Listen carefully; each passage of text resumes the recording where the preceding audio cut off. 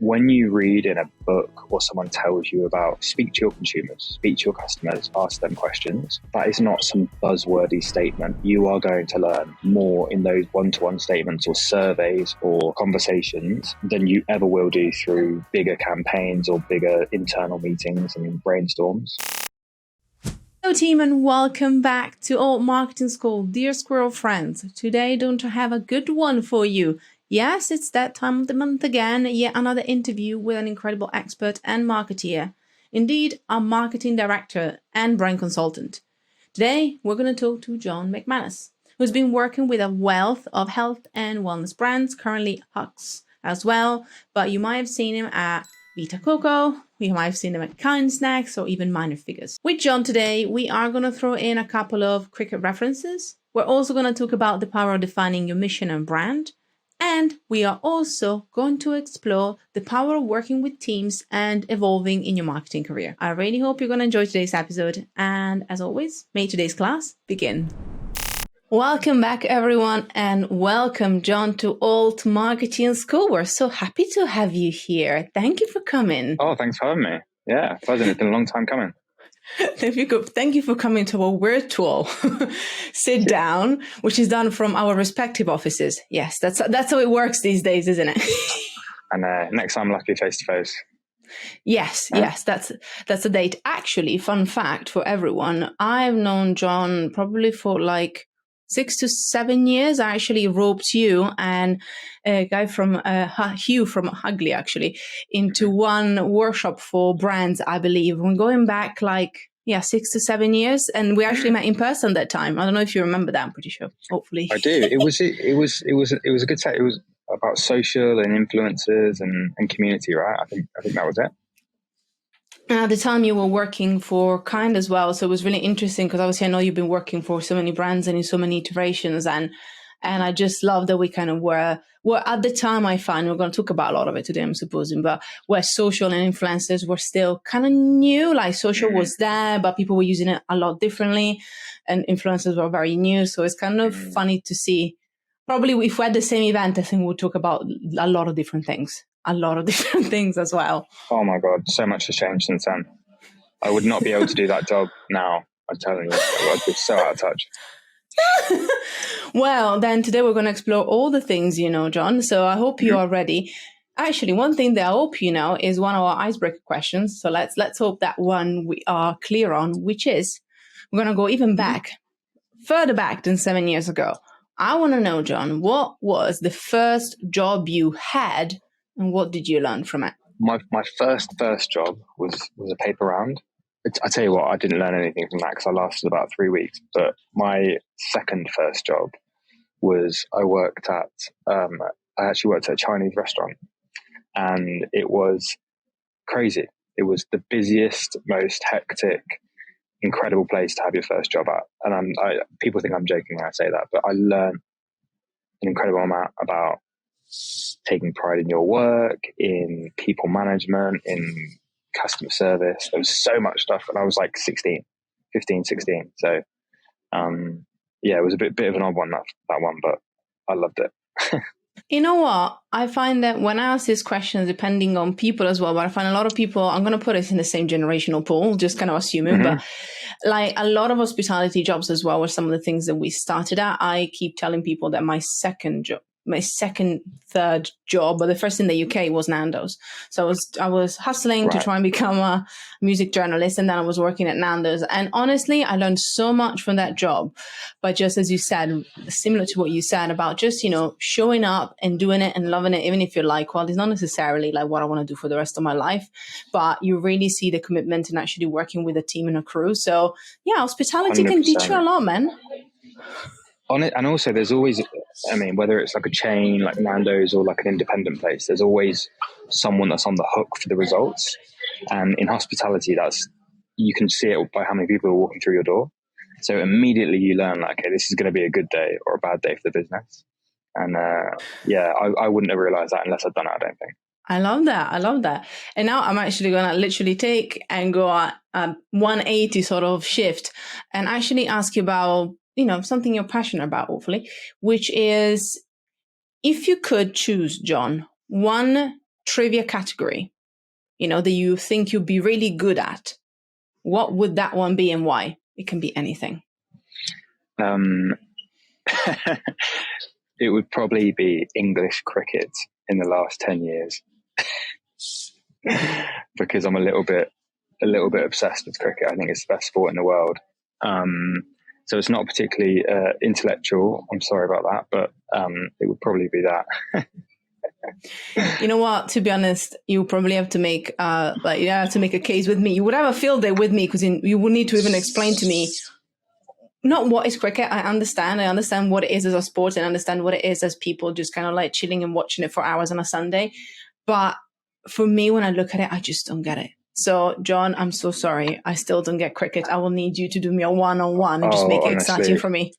You're not the only one. Don't worry. I think it's one of those things where my best friends don't like it, but that's just something we don't have in common, right? I love it. I love every format of it. I love the characters and the storylines, but it's not for everyone. I get that. I love that.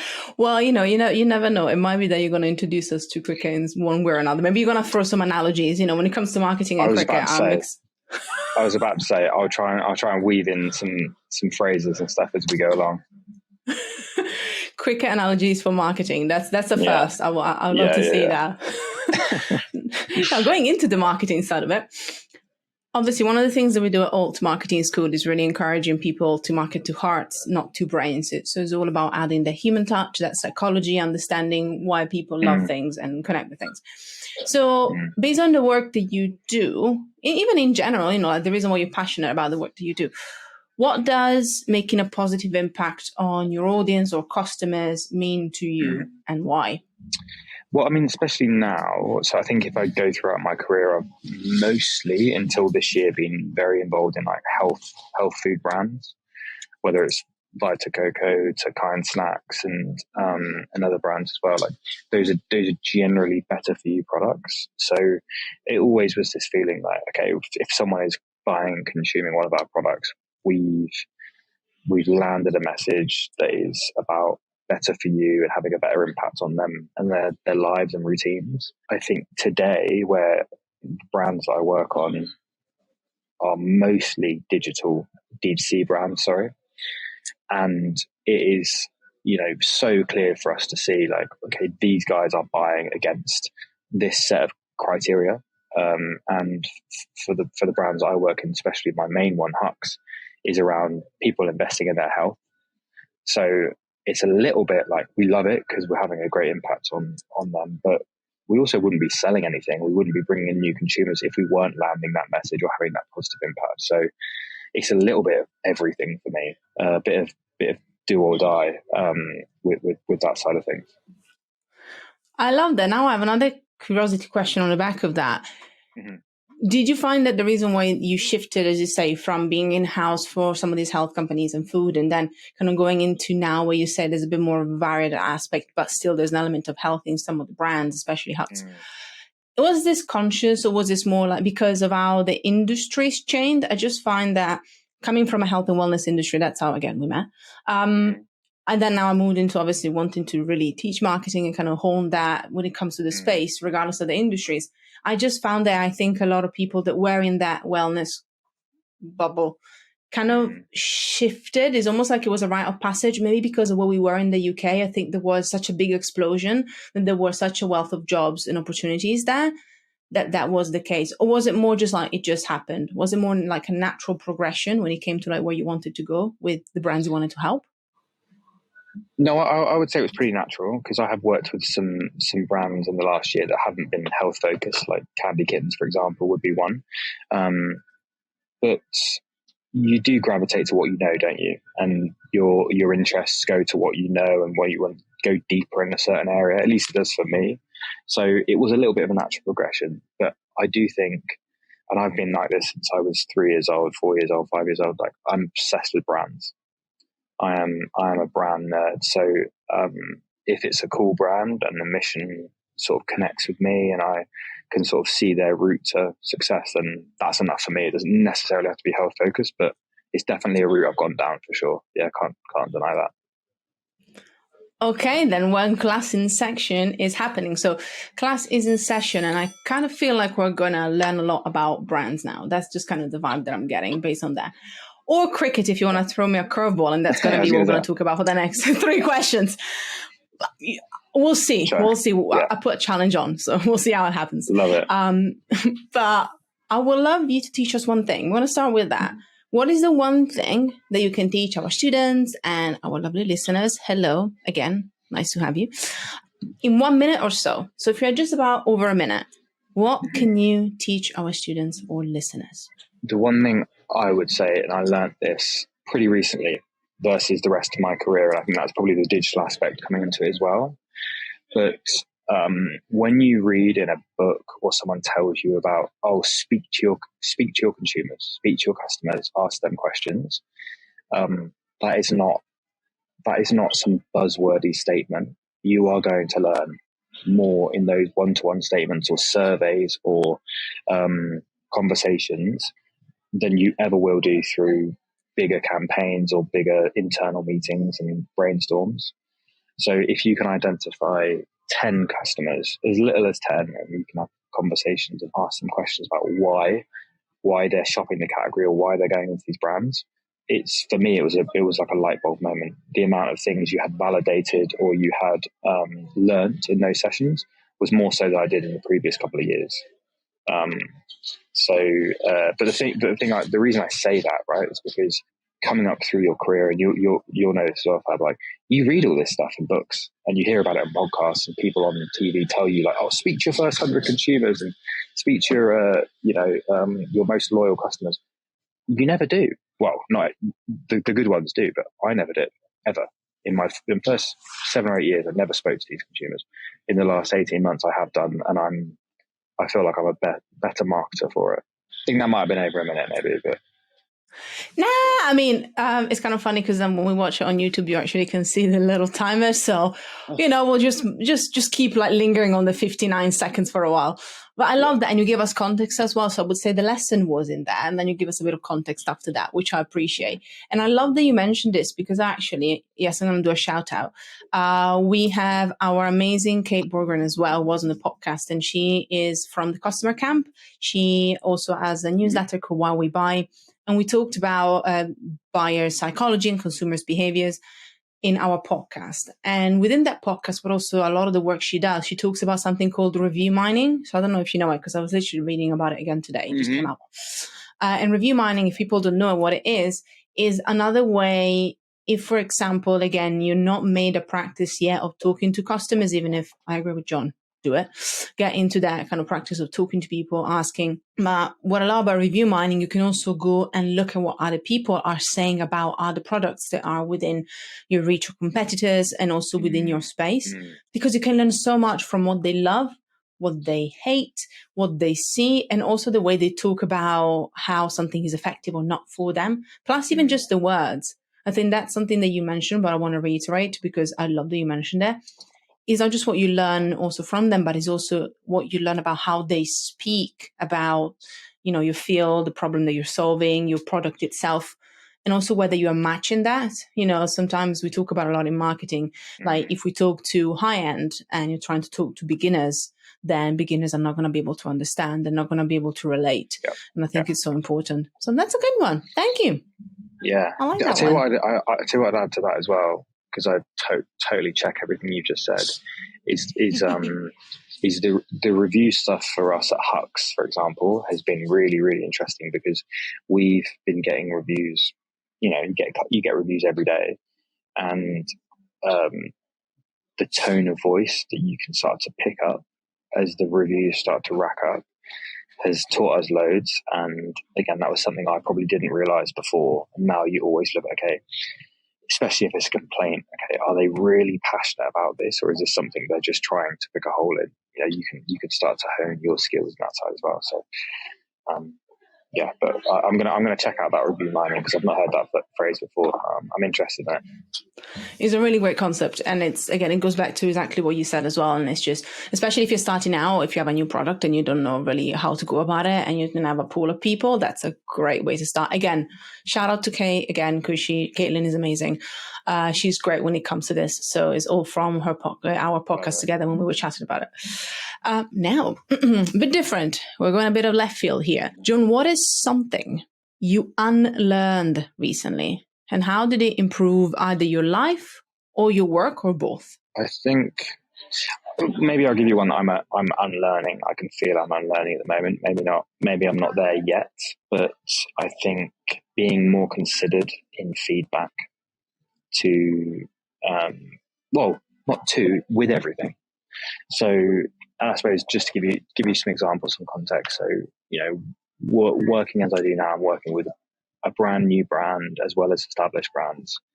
And every day you're giving feedback to team members or to agencies or content creators. And I think my feedback with brands like Kind Snacks were immediate because I knew the brand so much. Like, that was my baby, right?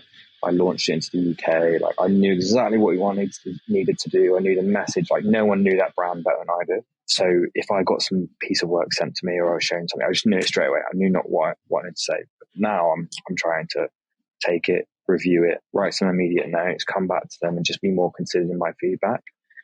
And I'm not there yet because I think it's a muscle, right? You have to sort of build over time. But I'm finding if I've got more clarity, others have got more clarity, and you can move quicker. If that's the case. But as I said, I'm not there yet. I think the way I give feedback is pretty quick and direct, and it's a journey. But I would say that's the one I'm trying to unlearn at the moment. I love that, and I think it's hard to unlearn something like this until you have enough experience under your belt, if that makes sense, because you need to receive and give, you have to receive and give feedback a lot before you learn actually how to do it more effectively, which means you can't do it until you work with teams or around people for a long time. And from how you're working right now, but also in general, I think most marketers and professionals, we're so hybrid in the way that we work. We might work on different things, different roles, more permanent, more freelance, more project-based. So actually, I think we have to learn how to give feedback just because we have so many more people to talk to constantly and kind of like communicate with, So 100%. It's a great skill. Yeah. No, I couldn't agree more. I'll tell you when I get there. I'm not there yet. Well, you said it, you manifested it here with us that you actually are working on it. And that's all that matters. Accountability is queen, if you say so myself. So that's good. This is it. Now, John, you have one more chance to put a quicker reference in there. And this is, what is the biggest lesson that a teacher or a mentor has taught you? Yeah, so for me, this is the sort of easy one. And hopefully this is going to be relevant to your team and your members and your students. But as you go throughout your marketing career, there's going to be a shift, and then your shift is going to be doing and achieving through your own work and through your own hours to achieving through others. And that is a shift that every marketer climbing the ladder will go through, because you have team members that come under you, you have agencies, you have content creators that are going to be answering your brief, your guidance. But what that comes with is a change in recognition that you get. Do you know what I mean? And that us marketers have egos, right? And we like the egos to be massaged every now and again. And ultimately that slows down because you're achieving through others, and you need to be able to be comfortable, but also get passionate about that. So my old boss, who I'm currently working with now actually at Hux, he told me that very, very early on. He was like, you need to get passionate about achieving through others. And I think especially with marketing, more so than any other any other department, that is more relevant than ever. Because as you said earlier, Fab, like the amount of people and messages and projects that we need to own versus someone in sales or finance, you see how much more, the you have to be able to let people run on their own and sort of, let the leash out a tiny bit. But I found that really hard because I was like always the one that was like, okay, I'll just do it myself. Let me do this. I know, again, like I said, with Kind, I know exactly what we needed to do the whole time. But in time, it was about bringing people on that journey, making them the owners of their destiny, and ultimately like living through their achievements and being comfortable with the fact that was the best thing for the business and the brand. I love that. It's got my brain went weird way, so I'm going to now for a reference myself because I love this, and I love what your boss said to you, but obviously now you said it to me as well, which is the idea of like actually getting passionate about achieving through others. I think that's such a great way to encapsulate that. But then I got this weird reference in my head because we do every so often kind of go through the ranks of our students and the journey that we go from. I think about Jedi vibes, so it's like going from an apprentice and a novice all the way to mastery, like a little cute kind of Yoda, but baby Yoda forever. So it's kind of like a weird combo, but you know what I mean? I can see weird, but that's the reference that I can see. And I think that's the thing when you start managing people and actually kind of looking at them. I think I agree. It's like stroking your ego every so often, but also remembering that that's not what it is about. And yes, it's true. I think marketers do so much, as you said. And then when you actually start delegating, is finding the balance between also like appreciating others, making time for that leadership piece, and also recognizing that you're still doing the work. Because I feel sometimes you can be like, am I actually doing anything? It's actually, no, yeah, you're doing a lot, but you're letting other people taking some of that so that you can do things better as well. I find this is it. That's a great point around that imposter syndrome sneaking in, right? Around like, what do I actually do? I don't feel like I'm doing this. No, you're doing loads, but it's different to what you were doing 5 years ago. You're not sat at a screen trying to smash out 20 emails before the end of the day, right? That's not your role anymore. And I don't, it'd be really interesting to hear from your students because I've spent the last year working with founders, and this is a big problem founders have, is they get to a certain point where they hire a team and they bring in people to do stuff, but they cannot let them not take control, but like own stuff and, really achieve their own thing. So I think it's not just about going through the ranks of a traditional marketing team. It's in startups and it's with founders and lots of different ways that this can sort of manifest. Love that. And thank you so much for mentioning that, because casual reference there, but that's exactly the reason why we started the school as well, because I think the leadership piece is something that not just me, also our teachers are super passionate about, which is without understanding and educating on the leadership piece, how to become more of a leader, how to understand your role in a team. You actually add so much value to your marketing career, regardless of whether it's full-time, part-time, project-based, So that's why we focus so much on it when it comes to the certification, because we really want to make sure that happens for them. They get that confidence because they already jumpstart your career without even being about, oh, now I know how to do, Google ads in a more sophisticated way. Yeah. That leadership piece is so much more valuable in the longer run, in my humble opinion. In the long run. Yeah. No, I agree. I do. I really do. Yeah. Yay, we got the seal of approval from John as well.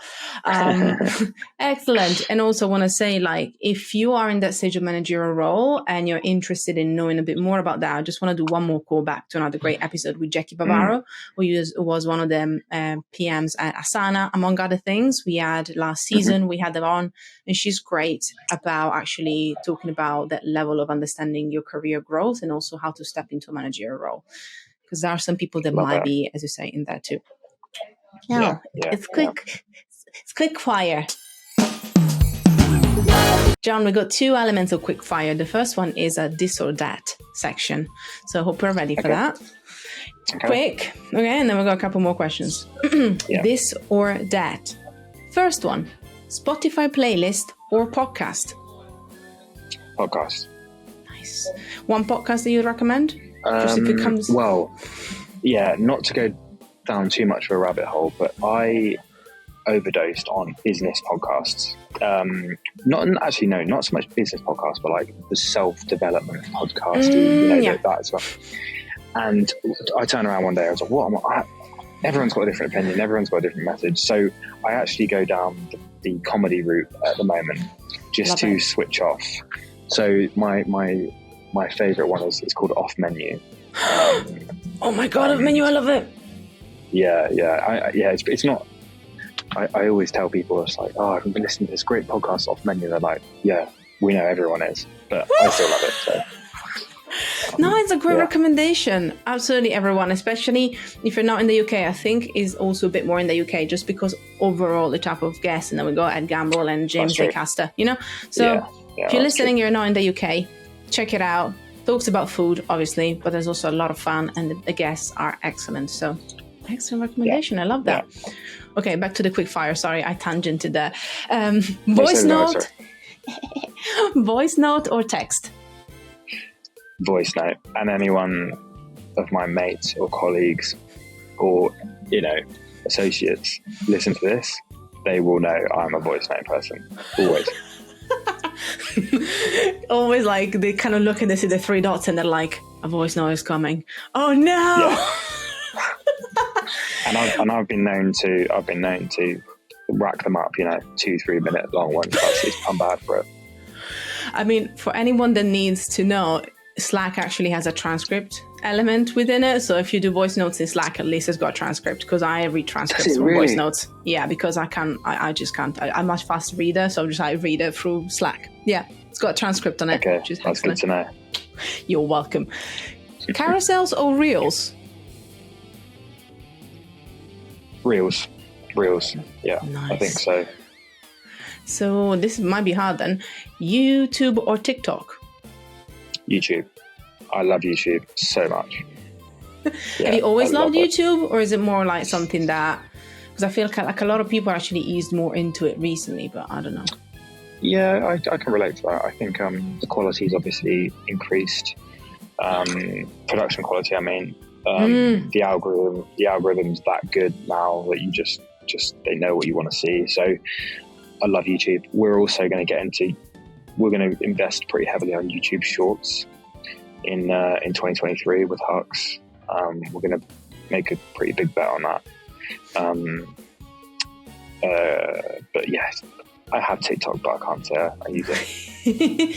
I will be honest. First of all, obviously there is an element of repurposing depending on what you do when it comes to the shorts. So that's that. But I think honestly, even for us, if you're watching this right now, you're watching it on YouTube, because we're now also cross-posting on YouTube. So that's the thing. We decided to get this done, and then it became 2023 instead of 2022, but we wanted to go on YouTube ourselves. I think when you are doing something educational, people will get to know us. It just makes sense for a lot of brands. It's actually a great transition. So I can see YouTube becoming a bigger channel on a mainstream level, instead of the kind of addition that maybe you want to look into it more than for followers, just to actually get that brand awareness and connection. So watch out, people. I said it here. I think it's going to happen more and more in 2023. That's just me. I agree. Memes or audio trends? Memes. I love it. Always. Is there a fave? I think that. Probably. Do you know what? Probably not. But I do think it's a generational thing, maybe, because memes have been around a while. But this audio thing is quite new, right? Mm-hmm. And I think about if ever I do go on TikTok, it's very audio trend heavy, isn't it? Yeah. Versus what we're used to on memes and everything like that. So yeah, I think for me, I hope I never grow out of that. I think memes also have evolved as well. You went from more, obviously there's still the hard and kind of basic one, but then you also have some pop culture memes. We actually did a few, just to give you an idea. We did one in December about White Lotus. We actually did a little kind of memes, kind of marketers with White Lotus, which was that famous TV show.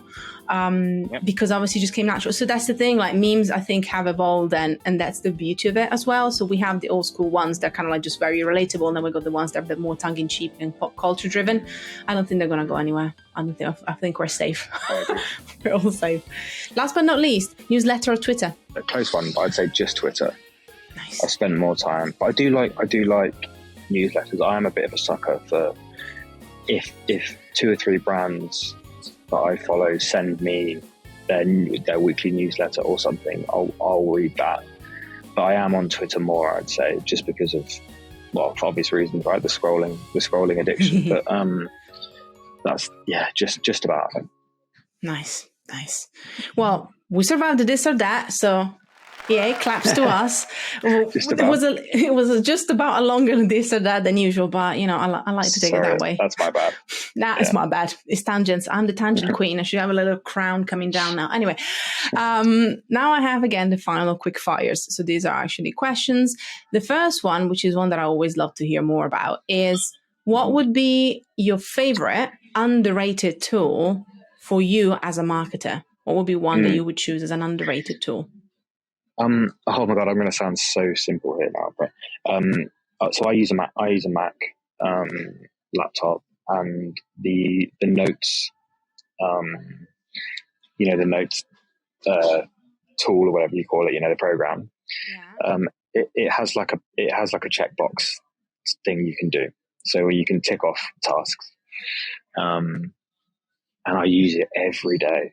Every single day I use, and all you hear about all this Asana and Trello and all these things. I'm like, no, just give me as simple as possible.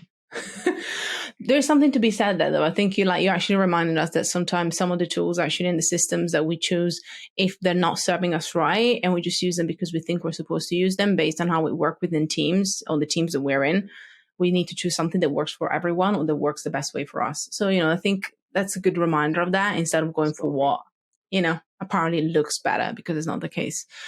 Now, John, what is the last picture you took on your phone? I'll tell you right now. I'm pretty sure it's of packaging, because that's all it is. It is. It's a piece of packaging. I'll just show you right there. I don't know if you can see that, but it's. We can see. I think so. Yeah. It's Yeah, there you go. It's probably a bit better photo. We're in the process of looking at packaging at the moment, so I've been on the hunt for good packaging. But I'm aware that makes me, a sad act, but that's okay. It's okay. You did tell us like your brand nerd, your passion, so I wouldn't expect anything else. So that's good. Now maybe we know already the answer because you kind of hinted at it. But what's your favorite social media platform at the moment and why? This is a bit of a double-edged sword. So I would say it's still Instagram, not because of I never go on the feed, right? All your friends and family, and I don't go. I just go on the discovery stuff, discovery page, and it's really interesting, right? Because I've recently done up a house. I've recently, done some stuff with Hux on design, and it didn't take me long through my searches on Instagram for that to be my discovery page. So I found it a really useful tool. I would say like net, I think Instagram is negative. I would for society, and I don't think it's an energy giver. I don't think it's a great thing for us to have in society. But in terms of how it's helped me recently, I think it has helped me. All the other social media tools I could probably give up fairly easily, to be honest, if I'm being honest. But I don't think I've got there yet, just in terms of my commute and stuff still needs to be filled with something, right? I like that you're using Instagram like a Pinterest board, like a Pinterest inspiration. I like that idea, actually, kind of looking at it that way and we don't spend enough time, or we don't spend a lot of time on the explore feed, but I think there's some really cool stuff that you can learn from there, actually. It is. And you know what I'd say was I don't know, quote unquote better than Pinterest was because I've used Pinterest in the past as well, but I think it was more a case of you really have to spend time on Pinterest, searching, going around different places. Like Instagram fed me stuff within a day. It was so quick to and it's scary, right? Because I know it's all algorithm based, but for me, it was helpful, for sure. Yeah. I love that the fact that most people hate about Instagram, that is, they cannot see what what is happening from the people they follow. You actually love the exact contrary, which is how the algorithm shows you other things that you might be interested in. But that kind of shows you how actually we can be aware of our behaviors and make things work for us instead of against us a bit more. That's how I see it. Right. Yeah. Is there somebody we should follow? And I know now, maybe a weird question, but maybe from your Explore page, is there anybody that we should follow then on Instagram, a new person for us to look up to? Do you know what? I'm going to say no. And the reason I'm going to say no is because I make a conscious effort not to try and follow people and spend more time on Instagram and people's pages and sort of, live that sort of life of comparison. So maybe I'm the first person to say no, but I'll say no. That's totally fine. Again, as I said, literally what we're talking about, I was expecting that since we're kind of like surfing through the explore page anyway. But I love that concept and kind of that idea of going completely against the tide with that. Now, my last question for you is, if you could broadcast one message onto everyone's phones, what would that one be? What would it say? I think it would be just once, a singular one, or... Yeah, I mean, it can be long, it can be short. So, I think for me, it would be around investing in your health. And I don't necessarily mean mental health, I don't necessarily mean physical health, but like whatever you see as health, I think investing in it through action or monetary investment, or however you see your health being improved, that would be my message. And yes, I am involved in a health supplement startup, so that's one side of where my head is going. But I do think people are healthier, they're happier. If we're happier, society's in a better place, right? So it would be around investing your health today. I love that. Oh, thank you so much. That was super easy. Again, still a bit disappointed we didn't throw in I cannot even make a cricket reference, so I'm just gonna kind of like shift my head back and forth. I was gonna say, how do you know I haven't put one in? No, rewatch this. No, I haven't, but I should have. Like the final message would have been like, something very niche and specific. It would be like, But I like what you said. I think it's a lot more impactful than a random reference. But thank you so much for being here. Thank you so much for joining us and sharing a lot of your wisdom. I love actually how you also, I think you really give some support also to some of the professionals that are at that stage of figuring out their evolution and their growth in the marketing. So it's a great place to start the year, I'd say. Yeah. Hey, listen, thank you. Thank you so much. I think it's really interesting what you're doing. And I think if I could have added any value, I'm buzzing about that. So yeah, thanks for having me. No worries. Well, now tell us where people can find out more about you. If they have a question about anything, including, yes, I'm going to say one more time, cricket, where should they go? I can be found most on LinkedIn. I'm pretty active on chatting to new people on LinkedIn. So definitely DM me if you want to chat. Let's talk all things marketing or anything. My business is called Hux Health. We make supplements from when you wake up to when you go to sleep. And yeah, I'm on all the other channels, but those are the two that I would say I'm most available on. Fantastic. Thank you so much again, John. And as always, we hope you enjoyed this class and we'll be back next week. Class dismissed.